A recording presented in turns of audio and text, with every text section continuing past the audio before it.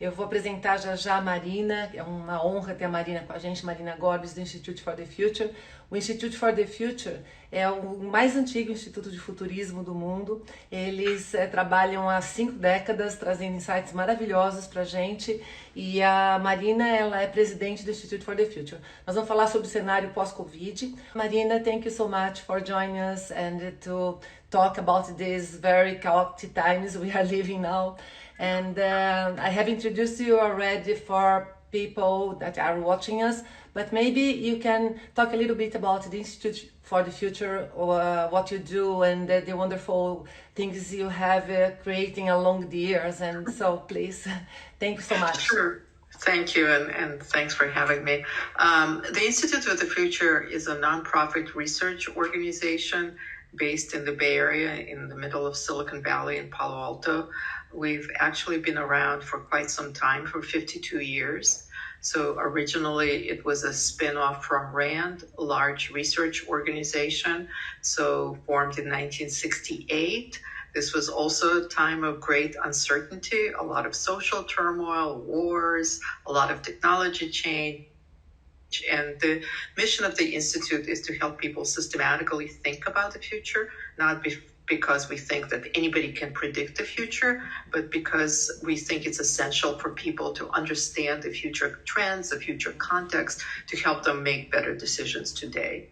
So, and sometimes we say that our mission is to combat short-termism. We think short-termism is something that's kind of embedded as a kind of a illness disease in our society, and it has a lot of deleterious bad consequences. And so our mission is to help people think about the future to hopefully make better decisions today.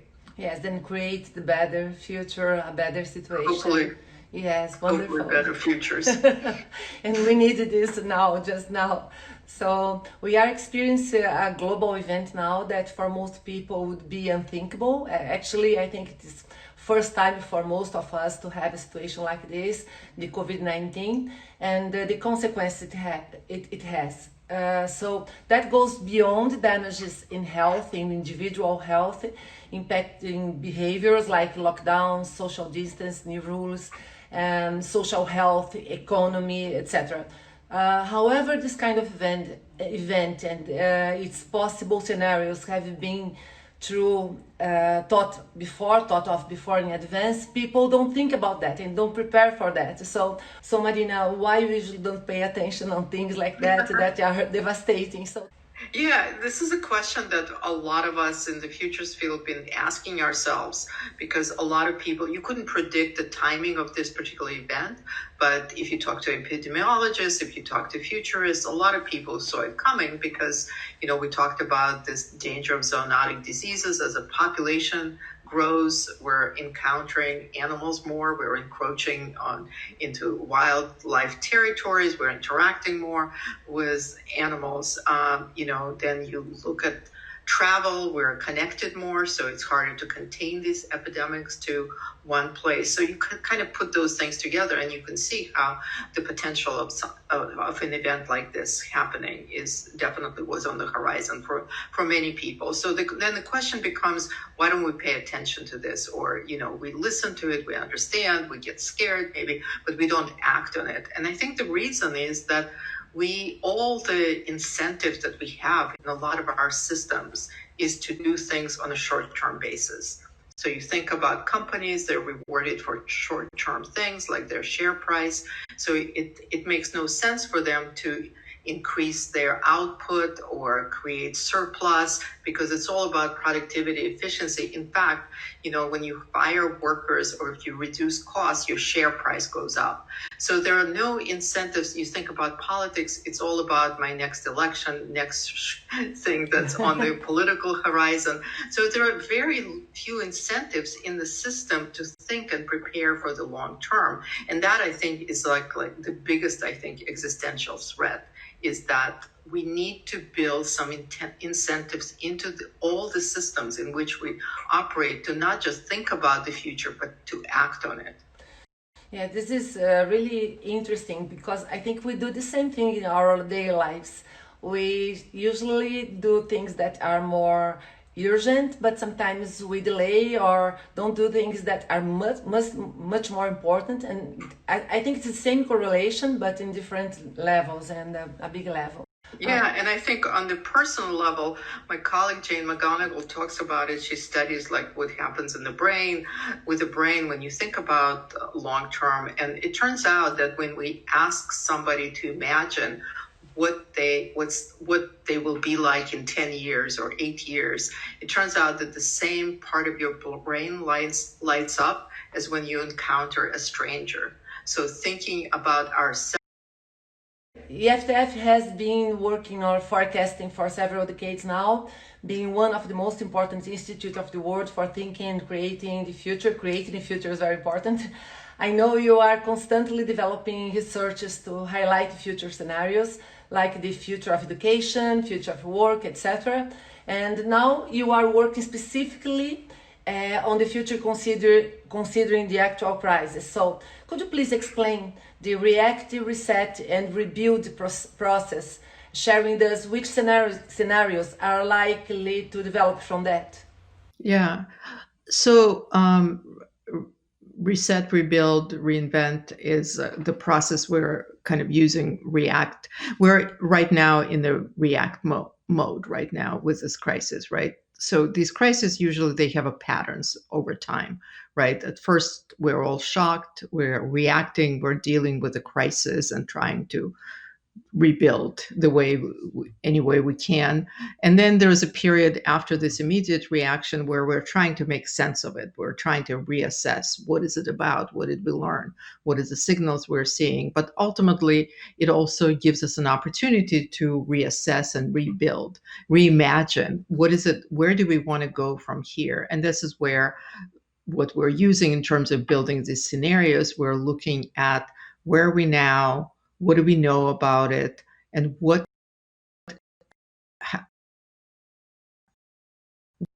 can we go from? Okay. And usually they use kind of vulnerabilities in the immune system to penetrate and to propagate. So we're looking at what kind of vulnerabilities do we have in our social system, in our technologies, in our health systems, and what do we need to fix so it doesn't happen again, so that we rebuild our immunity. So in these scenarios, we take this approach of like looking at 3 time horizons. What is the actions or choices we're going to make right now? What can we do in the next 6 months to 2 years? And ultimately, this crisis gives us an opportunity to rethink and reimagine the kind of future we want to live in. So that's what we're trying to do as we build these scenarios for the future. And this is a good thing, yes. Although we are facing a terrible crisis and that it's not good, the fact of we are facing this challenge and rethinking a lot of wrong things, maybe this is an opportunity to create better futures. I hope so. Yes, and in this way, in a recent interview about the crisis we are facing now, you stated that hopefully life will never get back to normal. Mm-hmm. So, what is the new normal, and why is it good? What it could be so to be good? Yeah, I think what I meant to say is like, of course, we want life to get back to some semblance of normalcy, but what we considered as a norm, let's not go back to that, because there were a lot of things and they're being revealed during this crisis that were not good. You know, we have huge income and wealth inequalities, we have racial inequalities, and as we're seeing today, the people who are suffering most are people who are on the front lines, you know, people who don't have incomes, people who are low wage, low income, and they're affected most by it. They're mostly Black and brown people. So this crisis is not affecting everybody equally, and it's feeding on these vulnerabilities, right? It's feeding on that. So we already had these inequalities in the system, and they were kind of hidden, but the crisis has revealed them all. The nature of precarious work, the fact that here in the US, a lot of people don't have access to healthcare. They don't have basic benefits. They don't have enough savings to carry them through a period of unemployment or reduced work. So all of these things that were kind of hidden are now coming out. And so we don't want to go back to the system that kind of created these kind of vulnerabilities. We want to know that, we want to understand it, and then build something better. Yes, and also I have been talking to people who are locked down here in Brazil too, and the situation among families. There were people who didn't know their kids. Actually, they didn't uh, understand how to live together and what were the challenge. And so I think a lot of things are going to are being revealed, not are going to be, but they are being revealed to all of us, and we are rethinking life. The Yes. choices and what it was like an automatic thing, it's not anymore. So this is like a wake up call. Some people are saying that coronavirus has accelerated the digital transformation. I work with that a lot, but I think it accelerated some part of this, and the other parts we are very vulnerable and we don't have structure. So what do you think about that? Because we are accelerating futures, but not all of them, and we have some gaps also. I think there's a lot of kind of rethinking, as you were saying about families. Families are getting to know each other. I hear a lot from people. We did several panels of what's called frontline workers, including nurses and doctors and people who are doing delivery and all of that. And you hear a lot how people are rethinking about what's essential, including what is essential work, right? And all of a sudden, people who are doing delivery, who are nurses, who are caretakers, we think of them, people who are growing food. It turns out that that's kind of essential work. And obviously, these people are not paid essential wages a lot of times. But it's the same in our families where, and again, you hear it a lot. It's like, okay, what is essential to me right now? Because we're not really buying, or we're not able to go out and do all these things, kind of little luxuries that we had before. So we're doing essential things. We're cooking, we're cleaning, all of us, we're teaching our kids, the ones who have kids at home. All of a sudden, you have to be a teacher, you have to be a cook, you have to be a cleaner, you have to do all these things. And people are kind of recalibrating what is it that's essential to them, what really matters. And in the end, what does matter, it's your community, your family, your kids, being able to provide food, all of these things. We're kind of in this moment where all of a sudden we are in this essentials economy in some ways. And this is really interesting because I know you have developed in Institute for the Future a huge work talking about communities as the solution for the future, and the inequality is a terrible thing we're facing because of technology and also other factors in the world. So maybe you could talk a little bit more about what are you doing on community area, and why is it so important in the future we have communities and we engage on that. There is Dan Buettner, who is a journalist. He wrote this book about blue zones. Blue zones are those areas where people live longer, and it's parts of Greece, islands, and it's in Japan and in different areas. And then when you look at those places, they have certain things in common. And it's not that people there have a lot of money, but they have a strong sense of community. They have a strong sense of belonging. They have a purpose within their communities. They do, they eat healthy, not necessarily going out so much, but they just eat healthier diets.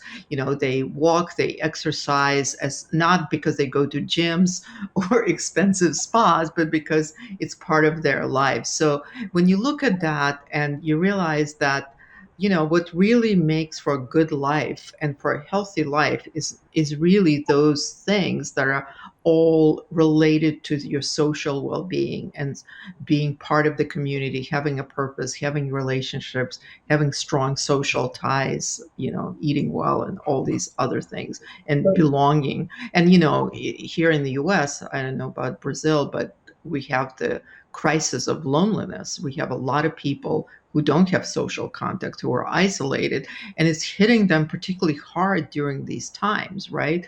Because social isolation has the same detrimental health effects as like smoking. Yes, you are completely right. In the beginning of the year, in my vacation, I visit Okinawa, and it was really interesting because they have a very simple life. There is one of the blue zones in the world, and it's exactly what you said. They value the small things in life, and they value the joy, etc. Here in Brazil, I think we have a situation similar to United States. A lot of people together, but sometimes alone, and we don't exercise properly, and then we don't do the right things, and then we have to make artificial ways to do the things we should do at the first place. So what? Right, right. And I think the hard thing for people now is that for many people, their workplaces have been their main places of social connection. And so now that they don't have that, it's also very hard on people.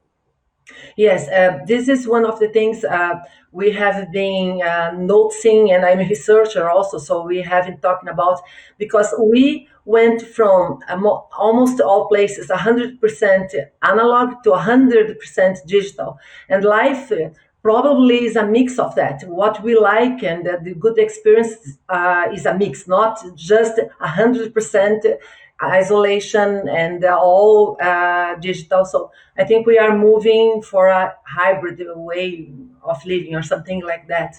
And there is one thing more that you talk a lot about there in the Institute of the Future that I would like to address here. I am educator, and I am a fierce evangelist for critical thinking. And we know there are several researchers about that. The critical thing is diminishing, like IQ and other things. And this is really, really a problem because we have a challenge world with uncertainty even before the coronavirus. So what you recommend, and you talk about that as cognitive, that we need to develop, you have a paper on that, cognitive immunity. We have to develop that. So maybe you can give us some advices and how can people develop and increase the cognitive immunity? Yeah, the whole concept of cognitive immunity came as a result of what we were looking at, which is this kind of computational propaganda. So, there's so many information platforms, and there are bots and other things, and anybody can put out information. So, how do you know whether it's true or not? And there are a lot of these contentious narratives around everything, right? And it's coming from many, many different places, and it's another kind of vulnerability, right?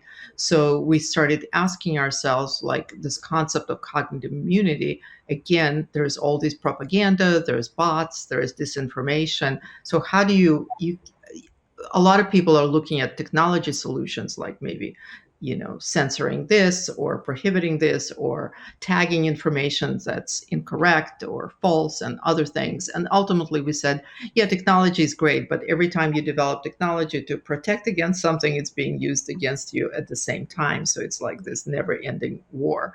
And ultimately you have to kind of take a holistic approach where you need to build a whole systems approach to cognitive immunity. Part of it is how we educate people to understand what is right, how to analyze information, understand where it's coming from. But that's not enough, because you can, again, use that knowledge to build more sophisticated tools for deception. So part of it is also understanding your own cognitive biases. We all have these biases, like, I trust somebody who I know more than I trust a stranger. I trust information that's in certain format more than in other formats. I tend to go to simple narratives and other kinds of things. So actually educating people about their own cognitive biases that are all inherent in how we think. And they had a kind of an evolutionary purpose to them.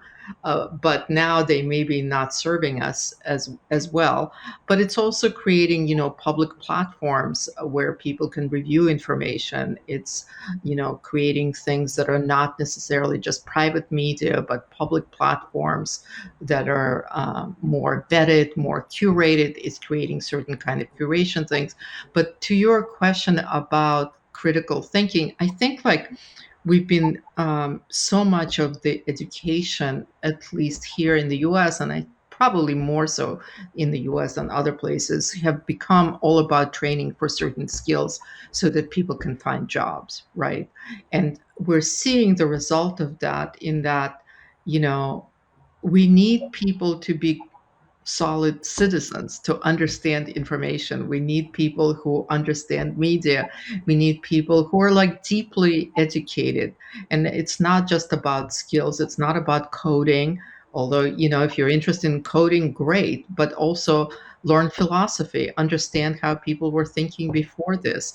And that's, experiences is a great way of learning things, living in places where people speak different languages or being in different cultures. That's great contribution to your critical thinking. So it's a much deeper kind of education that we need, and probably slower in some ways. It's not about like, you test this and you're done and you move on to the next thing. It's like continuously thinking and reading and talking to people from different perspectives. It's a very, very different approach.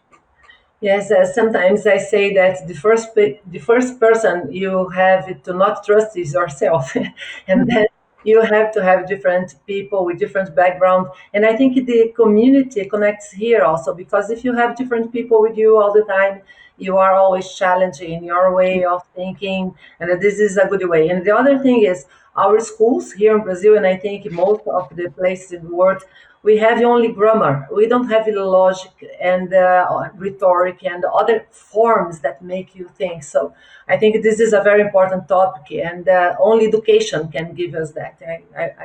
I agree completely, and let's keep talking about that. So maybe people go Yeah, on. maybe this is another moment where we will rethink some of this. Yes, yes. I think schools are trying to, but it requires a lot of changing in the way things are. So critical thinking is one of the most important abilities for the future. So you have to have this anyhow.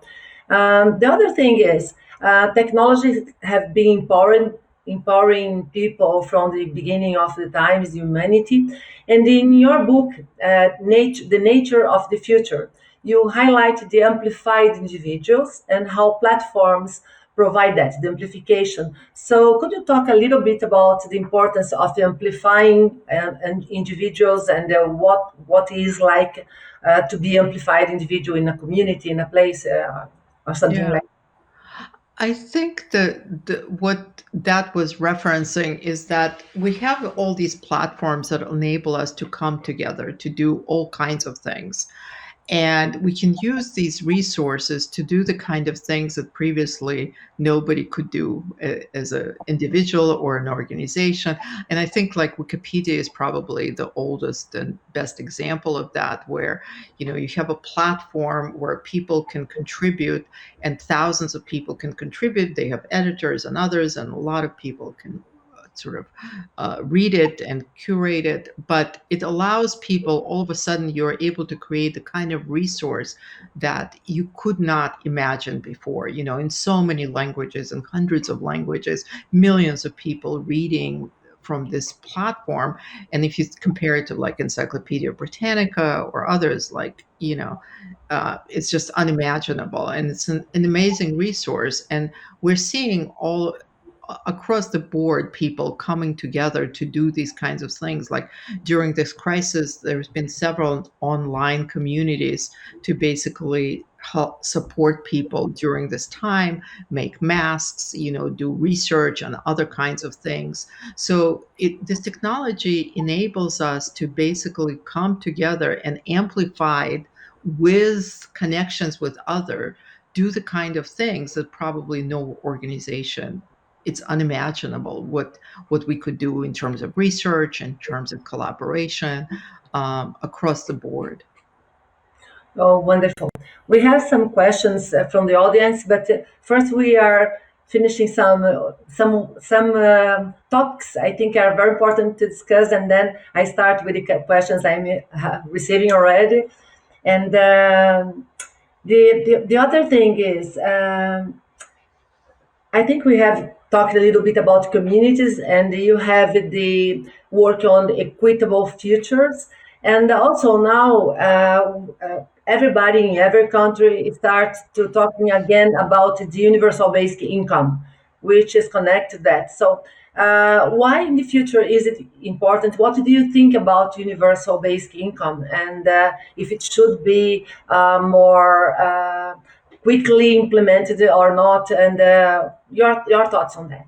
Yeah, it's interesting. The universal basic income is an idea that's been around for a long time, and it's always was thought about. It's like, oh, this is like fringe left. Well, actually, both sides, but kind of a fringe idea, and now it's becoming really mainstream. I don't think we can get out of this crisis without some form of basic income. We're already doing it with stimulus and others, unemployment. We're doing it under different guises, but I just don't see, given the fact that so many people do not have jobs and can't work right now, at least for the immediate period, it seems like some form of income support is absolutely necessary, whether it's universal basic income or in the form of unemployment or other kinds of things. I do think it's a good thing. I also believe that long term, universal basic income is not enough, because if you look at kind of the wealth disparities, most of these disparities are not based on income, it's based on your wealth. It's on your assets that you own. So ultimately, we need to be thinking about what I call universal basic assets. So, what are the core set of resources that every individual is entitled to, that allows them, and it doesn't have to be money, and it's other kinds of things. It's access to clean air, it's access to water, it's access to community, it's access to health, education, and other kinds of things. But it's also actual wealth. A lot of inequality, like income inequality, is great in the US, but wealth inequality is much, much higher. And so we need to be thinking beyond universal basic income to something that gives people more access to actual wealth. Yeah, no, and also when we talk about artificial intelligence now, it's a urgent issue that people from all backgrounds and all kind of I don't know how to say that, but not only different backgrounds, but different way of thinking and how they live, they participate on that. But it's very hard. Sometimes I am in the United States. Discussing that in conferences, but you cannot have people from Africa, for example. It's not accessible for them. Or if you need a visa to arrive a country to discuss that, you cannot go. It's the same here in Brazil. So I think this is a very pressing question, and we have beyond the coronavirus or situation we are having now. So the other thing is one of the topics talking a lot we were talking a lot before coronavirus, and now it gets much more urgent, is the resilience of a company. And you have been also in Institute of the Future talking about new models and to develop more resilient models to face the uncertainties of the future. So how can a company transform to be more resilient for the emergent context? Well, I think companies, there's kind of rules of resilient systems that actually a lot of them come from biology and our natural systems. Nature is very resilient and tends to rebuild itself. So I think we can learn a lot from that. And there are several things that we know, which is you have a lot of redundancies in the system, right? So if something fails, there's something else that plugs in and comes in. And immune system is one part of the resilience, is that you have kind of the balance, right, all the time. But I think what we're seeing, and like we've had these shortages of masks and ventilators and other things. Well, the reason for that is because our supply chains are so efficient, right, that there's no slack, there is no resiliencies in that, and that makes system very brittle, because if any chain is broken, any one of those, it undermines the whole system. So we created these great global supply systems, but they're so brittle because along the way you have this one chain that's missing and the whole thing is broken. So creating this kind of redundancy, there's a lot of monitoring of the systems and overseeing to spot. And to me, that kind of relates to futures thinking, right? A lot of future thinking is looking at signals. So understanding that creating these feedback loops, that something is out of whack here, we need to think, we need to fix it, or we need to be spotting this. So there are a lot of things that I think we can learn from nature around resiliencies that probably are good for companies. Yeah, one thing is critical paths and understand we were doing this in the company level, but I think now it's much more challenging because it's global. And the other thing is we were in a trend of connecting everything, and now I am reading that some countries or some areas, they are bubbling, they are closing between themselves.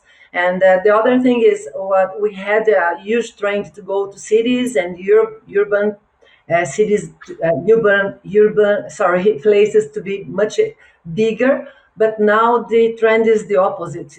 As everybody works online, you can go far away, and so we are seeing a lot of changes on that. And one thing you have said in one of the interviews, I'd like you to talk a little bit more also, is that we are going to have a new normal with a much more attention on public health. And this is really interesting, a good thing, because of several countries like Brazil and the United States, we have a problem on that. So you a little bit share with us your ideas about this, how it's going to be the new normal, including the public health and the awareness for that. For that. I think this crisis kind of shines a spotlight on frailties in our public health and underinvestment in our public health. And in many ways, we've always conceived of health as your individual, as a private good, right? You work on yourself and you're healthy and you have this kind of genetic makeup and all of that. But, what this crisis is revealing is that you're only as healthy as a homeless person next to you, that we're actually all connected, that health is a public good. Health is a public something that's we can't isolate. It's very difficult, the cost of isolating, if it's at all possible. Even if you're sitting at home and you're completely isolated, unless you're growing your own food and your own clothes and all of that, you're still connected to others. So to me, it just makes sense that we should think of health as a public good, and we need to invest in that public health infrastructure. Maybe health and education, as you mentioned before.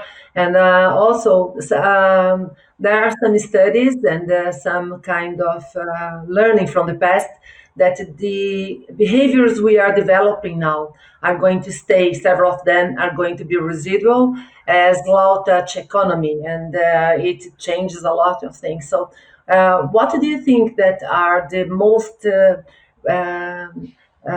residual behavior we are going to have after the lockdown? Well, depending on how long it lasts, and it looks like it's going to last for a long time. Uh, who knows how long, but 6 months, 2 years, who knows, depending on whether it's going to come in waves and all of that. But clearly, and what's somewhat disturbing is that we're seeing and starting to perceive other people as disease vectors, right? So when you go outside, you sort of like, you look at people as like, you start seeing them, as potentially they will contaminate you. And I think that's kind of disturbing in many ways, because I think we're going to have to wear masks for a while. We'll have to protect our workplaces when we go back in. So we're kind of starting seeing each other. On the one hand, people are friendly and they're saying hello from because people are starved for social contact. But on the other hand, like whoever comes into your house or into your workplace, we're going to start like that screen around, is this person germ free? Do they have all of that? And sometimes it's going to be made kind of a requirement, right? That you've passed, like people are talking about this immunity IDs or being tested and all of that. It's almost like you'll have a badge that certifies you that you're germ free, You are clean. parasite free. We are seeing this with the pets also. Unfortunately, Really? a lot of people have tossed away their pets because they are like a vector for contamination, and Wow. this is this is sad actually. I think it's the opposite in the US. The animal shelters are empty because people have taken, and companions, they're taking lots of pets. They are wonderful company. I have mine, and I say, oh my God, it helps me a lot with my mental Yeah. health. I think it is really, really so a lot of change. I'm going to ask you a question from Patricia Ferreira, and women violence has increased during quarantine around the world, and this is the type of vulnerability that we need support to overcome together. How technology can help that on supporting women in violence on their house, domestic violence? Yeah, I'm not sure that it's a technology issue. I mean, certainly being able to reach out to somebody and be connected and all of that is important. But I'm not sure that that's a technology issue. I'm concerned about it too, because yes, we're seeing a lot more violence in the home. I think we're going to have a mental health crisis as a result of this, because so many people, just in general, people are stressed. We're operating in a crisis mode. So we have a lot of those kind of, and, traditionally women being outside of home and having both their means of support and working outside in their community always.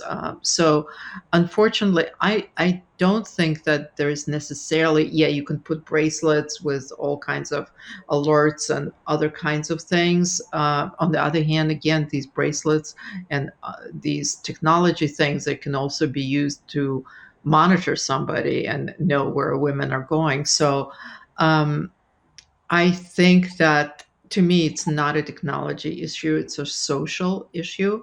But definitely offering women hotlines and means of kind of reporting this is important, but also getting people out of the home is important and giving them spaces to go. Yes, but I think like you, today I have seen Facebook had an initiative, a chatbot that could help women now. They increase the amount of information over there. But if we think the families weren't designed to be like this as we are now, so the stress is really higher, and we have the challenge of living this way and help each other in this way. So I think it's not a easy issue, but we have to pass through that also. Um, what is your advice? We are going to the end, and what is your advice for us to prepare ourselves as human to this new normal? As you said, now we are stressed, and we are going to face a lot of economic crisis and other kind of things. So, what can we do to arrive there better, or better prepared? Individually, well, I mean, as a society, get involved. I think this is a moment where a lot of people need to get involved in thinking and imagining different possibilities. I think it's, you don't want to be living in a future that was brought to you by somebody else.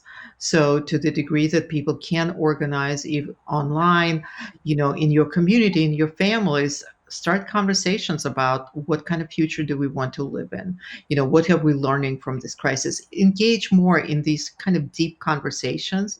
There is a moment of kind of pause on many levels, and we just actually published an op-ed, I think, on Medium. If you go to IFTF Medium page, with kind of like guide to how to think about this moment. And one of the things we're talking about is that this is a moment for a lot of people to be coming together, having conversations. Have conversations with people around what are they seeing around them, what are they observing, what are they changing their minds about, what is this situation revealing to them. And I think that is both creates communities, but also engage people, engage kids, engage families in conversations around what is the future that you want to build. And then from there, it's like, okay, what can we do to get there? There are Yeah. some things that you can control, and there are some things that you cannot control. But I think the more you can create communities, the more power you have to design, to create the kind of future you want to be living in.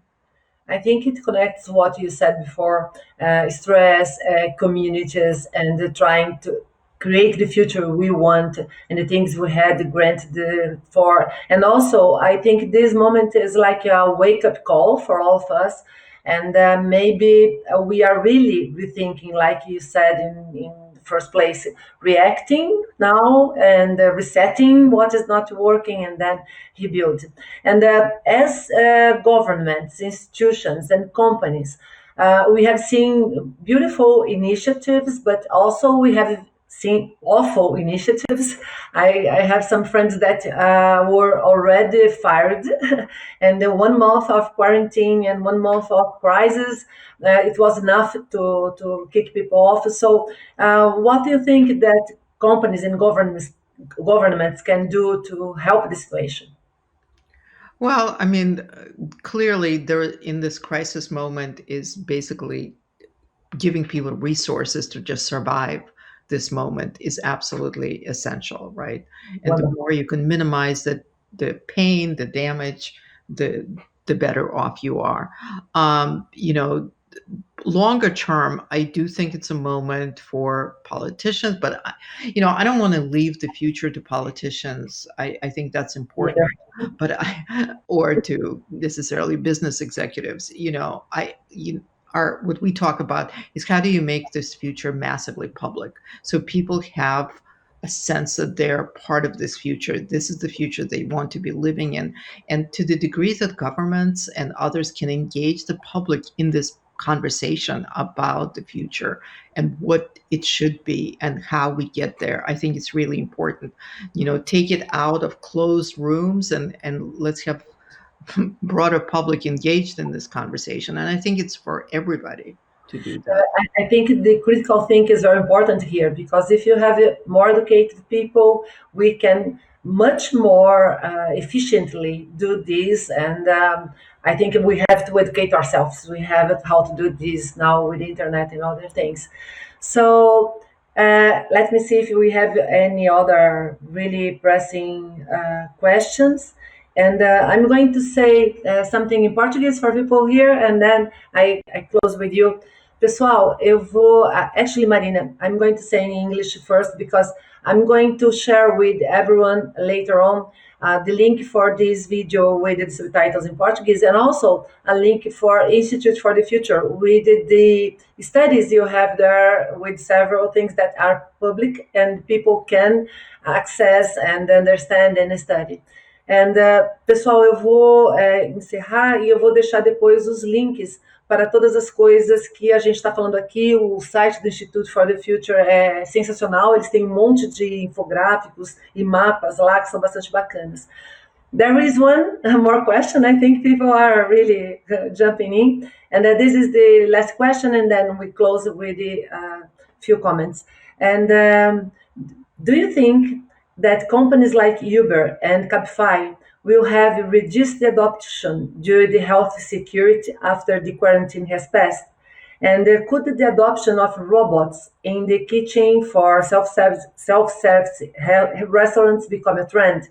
Gartner has predicted that more than 29,000 drone delivery projects this year.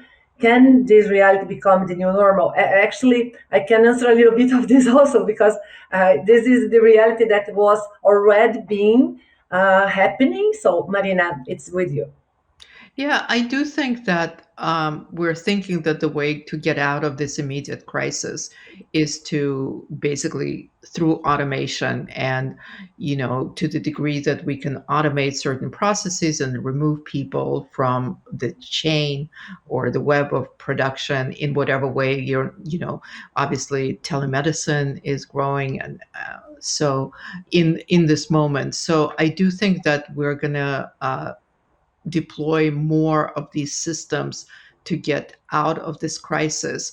I also think there are certain things that robots will never be able to do, like care, last mile kind of things, and that we need to do it carefully so that we don't dehumanize our systems even more. So I'm all for technology. I'm excited about some of these technologies, but I also believe that there's definitely, like, after all, what are we doing it for? We're not doing it for other robots to live well, right? We're doing it for humans. So we need to keep human in the center, in the middle. Exactly, I agree 100% with you. And one thing I think people sometimes don't think about is that robots and artificial intelligence, they replace activities, not jobs, completely jobs. So when they replace, it's good because they are doing something that they are better than us on that, and we can be better humans. We can be better than what we are. So wonderful. And the last question, can virtual reality be the solution for mental health and events? And Yeah, and we have emerging media lab at the institute where we're experimenting with it a wonderful. lot. Yeah. Yeah, and I'm excited about it. It's not fully there yet, but definitely there are some really exciting possibilities for even creative work, and collaborative work. And what I'm excited about is like social VR, where people can collaborate together in virtual reality. It's just not as accessible yet to the public, but I think that this might be the moment where we're going to see a lot more deployment, and that's exciting. I remember 2006, more or less, the Second Life. We had this kind of environment, but it was not there yet. People are not prepared for that, but it was very exciting because you Yeah. can do much more and connect people much more. So, Yeah. my the last closing remarks, like, can you recommend a book, a movie, and a quote for inspiring us in this moment? A book. Oh my gosh, there are so many books. I'm just kind of focusing on what I'm reading now. I'm reading history of pandemics, um, and I, Appropriate. I'm a. It's interesting because as a futurist, I feel like I'm as much a historian as anything because we're looking at patterns. So any history book I think would be great. Like I'm reading. Um, Saving Capitalism, which is a book that was written about FDR and the National Reconstruction Agency. So, reading books about pandemics and history of pandemics, I highly recommend those. If you're interested in futures thinking, we have an open Coursera course that's online, that's free. You can there's and all of us. Jane McGonigal is an instructor for that, but most people at the Institute have contributed to that, so I highly recommend it. There are lots of different exercises that you can do with your families and with your friends there. Yeah. I'm going to put the URL later on in the video so people can check the Coursera.